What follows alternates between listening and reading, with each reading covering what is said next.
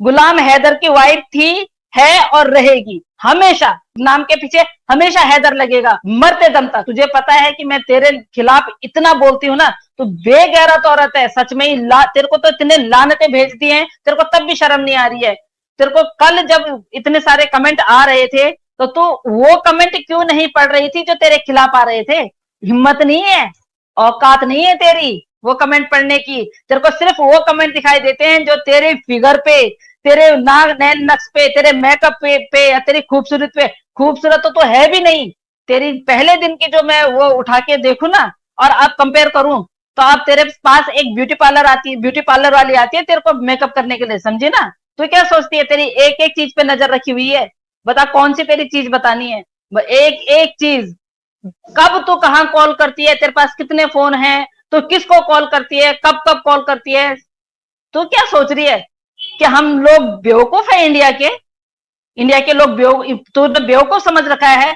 जब पाकिस्तान से हमारे यूट्यूबर लोग, हमारे जो भाई लोग हैं, और जैसे फियाज सर हैं, और भी लोग बहुत सारे हैं, वो लोग तेरे बारे में जब पाकिस्तान से पता लगा सकते हैं, तो तू तो मेरे से 100 किलोमीटर दूरी पे है। तेरे बारे में मैं पता नहीं लगा सकती हूँ? मत रही हो कि मैं और लोगों की तरह तेरे को देखने आऊंगी। तेरी जैसी को देखने की फुर्सत नहीं है मेरे पास। तूने बोला था कि सरिता कटहत ने बोला है कि मैं उसको रैप्टा मारूंगी। रैप्टा क्या, अगर मेरे को इजाजत मिल जाए ना, तो चुटिया पकड़ के मैं पार भी करवाया हूं तुझे। तो उसमें स्टेटमेंट में बोला है मैंने बच्चे अडॉप्शन कर लिए, मैंने अडॉप्ट कर लिए हैं। इसको पता है अडॉप्शन करने की क्या क्या प्रक्रिया होती है, उसमें कितना पैसा लगता है, कहाँ जाना पड़ता है। एक बायोलॉजिकल बाप जब तक हाँ नहीं बोलेगा, ये कैसे अडॉप्ट कर सकता है? और वो भी एपी सिंह जी भी बोलते हैं। एपी सिंह जी ने इतना कानून पढ़ा है, इतने बड़े लॉयर हैं, क्यों लायर बन रहे हो आप? आप तो दुनिया की नजर में लायर बन गए हो। है, लॉयर बनना तो बहुत बड़ी बात है, आप लॉयर के लायर के लायक भी नहीं हो। अगर आप बिल्कुल। अपने आपने इतना बड़ा कांड रच दिया, इतना बड़ा परपंच रच दिया, तो आप क्यों घबरा रहे हैं? आप आके अभी भी बोलिए ना।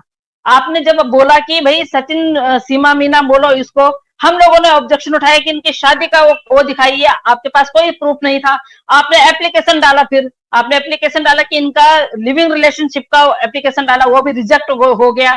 अभी वो गैर कानूनी तौर पे किसी मर्द के साथ में रह रही है, उस पर भी कानूनी कार्रवाई हो सकती है, क्योंकि इनके पास लिविंग रिलेशनशिप का वो नहीं है, ना इनकी शादी हुई है। और अभी 13 तारीख को तो ये बहुत बड़ी खुशखबरी देने वाले हैं। जो बेल मिली है, और जिस तरह से अभी मोहन मलिक साहब जी आए हैं, तो डेफिनेटली वो अंदर तक जाएंगे और वो देखेंगे कि बेल किस उस पे मिली है इसको। और हम भी जानना चाहेंगे कि कैसे बेल मिल गई, क्योंकि जब बच्चे बाहर थे, तो बच्चों को ऑब्वियस सी बात है कि किसी चाइल्ड केयर सेंटर में रख सकते थे, क्योंकि वो उस घर में तो ना तो उस माँ के होते हुए सुरक्षित हैं, वैसे भी वो सुरक्षित नहीं है, क्योंकि बच्चों को जिस तरह से पकड़ा जाता है, हैरेस किया जाता है।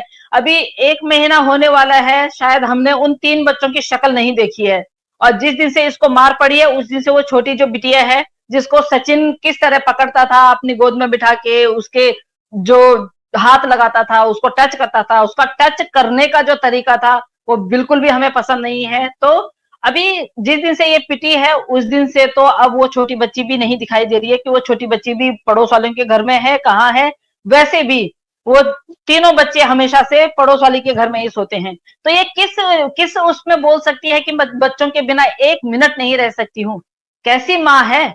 मतलब तो हैदर भाई को जलाने के लिए, या हम लोग जो उन बच्चों को हैदर भाई तक पहुंचाने के लिए इतनी कोशिश कर रहे हैं, तो हमको दिखा रही है, तो हमको मतलब वो कर रही है कि तो बच्चों के, और वो तू ये एक बात और कहती है कि वो उसके बच्चे नहीं है। तो साफ साफ बता दे किसके बच्चे हैं।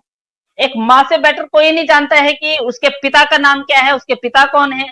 तो हैदर भाई को ये बोलती है उनके पिता नहीं है, जो बायोलॉजिकल बाप है उसको तो मना कर रही है, और जो बाप बनने के लायक नहीं है तो उसको बाप बना रही है जल्दी। ये तो बच्चों को अडॉप्ट भी नहीं कर सकता है।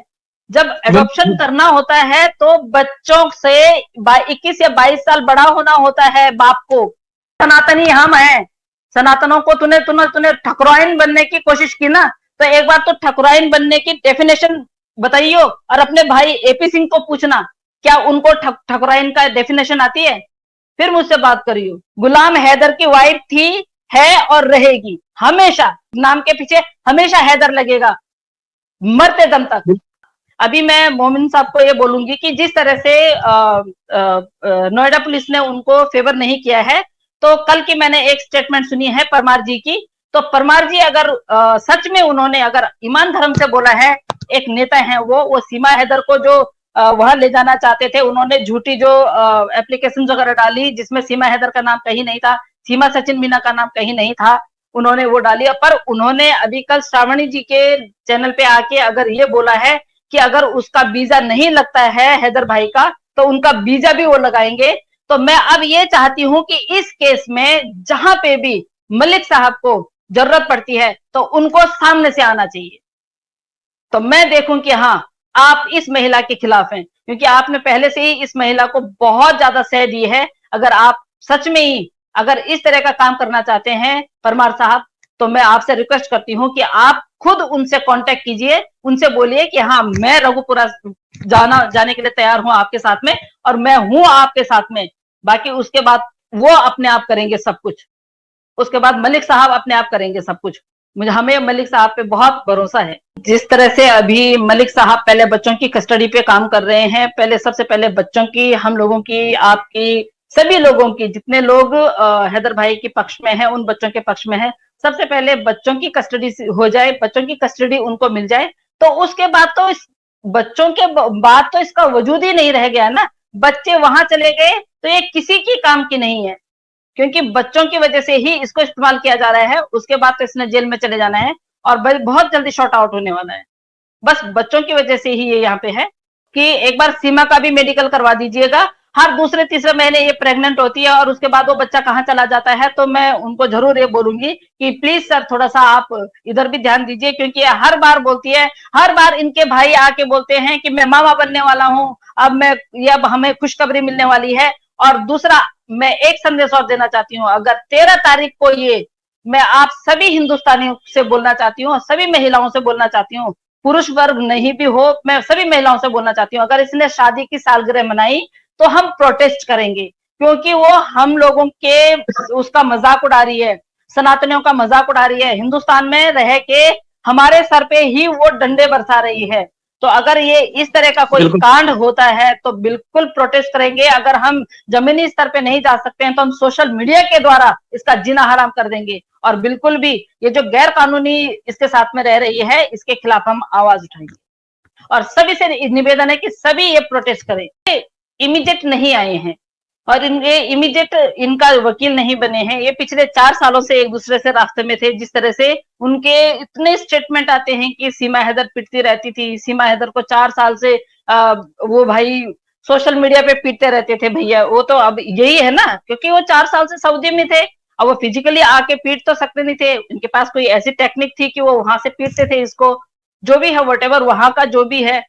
पर क्या मुझे लगता है कि अगर वो मारते भी थे, 1 मिनट के लिए हम ये भी सोच लेते हैं कि जब सऊदी जाने से पहले अगर इनके बीच में कुछ रिश्ते उस तरह के थे, तो इसने अपने आप से सऊदी भेजा भाई को, हैदर भाई जी को, उनको सऊदी भेजा, उनको बोला कि भाई, उन्होंने भी ये सोचा कि अपना परिवार बड़ा हो रहा है तो कुछ 2 पैसे और कमाए हम, मैं मेहनत करूं, और उनमें गट्स भी है मेहनत करने की। अगला बंदा मेहनत कर रहा है, अगर वो अभी अपने 4 बच्चों के लिए लड़ रहा है, 2 बच्चे उसके पास ऑलरेडी हैं, तो उनमें गट्स है कि मैं 6 बच्चों को पालने की हिम्मत रखता हूं।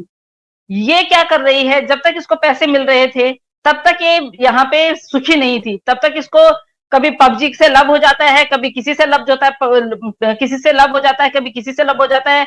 फिर इसकी दास्तान जो इतनी 4 साल पुरानी दास्तान है, वो कंठस्थ मुखाग्र हमारे एपी सिंह जी को बिल्कुल याद है और उनको पता भी है। तो मैं तो एपी सिंह जी को पूछती हूँ कि एपी सिंह जी, अगर आप में जरा सी भी इंसानियत है, हम आपको बहुत पहले से जानते हैं, निर्भया कांड से जानते हैं, वहां पे भी आपको लानतों के अलावा कुछ नहीं मिला, और आप जिस भी केस को लेते हैं, क्योंकि जो परमार जी हैं, राजवर्धन परमार जी, उन्होंने भी जो कल स्टेटमेंट दी है उसके अकॉर्डिंग मैं भी देती हूँ, एज ए सोशल वर्कर मैं भी देती हूँ। मैंने आज तक आपका नाम कभी ऐसा नहीं सुना कि किसी अच्छे केस में आपने अपने आप को इंक्लूड किया होगा। आपने हर ऐसे केस में अपने आप को इंक्लूड किया जो केस आप कभी जीते ही नहीं। आज तक मेरे नजरों में आपने कोई केस नहीं जीता। आप कहते हैं किसान आंदोलन, तो वो छोड़ दीजिए, किसान आंदोलन जो है वो लोग अपना ही शॉर्ट आउट कर लेते हैं, आपकी जरूरत ही नहीं पड़ती उनको। क्या जिस दिन सीमा हैदर 4 साल पहले सीमा हैदर का डाइवोर्स हुआ था, आप क्या वहां वकील बन के गए थे? 4 साल तक अगर हैदर भाई ने कमा के उनको नहीं दिया था तो क्या आप उनकी फैमिली को पालते थे? उन 4 बच्चों के गार्डियन आप थे, और आप अगर उनके गार्डियन थे तो किस बिहाफ पे थे, आपको ये भी बताना पड़ेगा। क्योंकि जब सारी पूछताछ होगी तो 4 साल पहले का आप ब्यौरा दे रहे हैं, 4 साल पहले की आपको फिर सारे सबूत भी देने पड़ेंगे।